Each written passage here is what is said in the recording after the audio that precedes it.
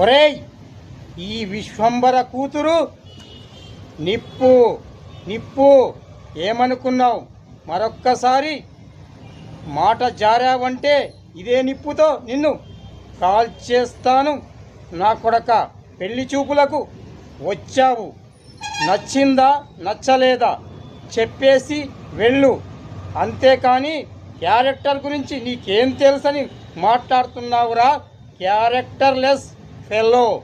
అర్థమయ్యిందా? ఇప్పుడు నువ్వు నా కూతుర్ని చేసుకుంటానని చెప్పినా నేను నీకు నా కూతుర్ని ఇవ్వడానికి సిద్ధంగా లేను.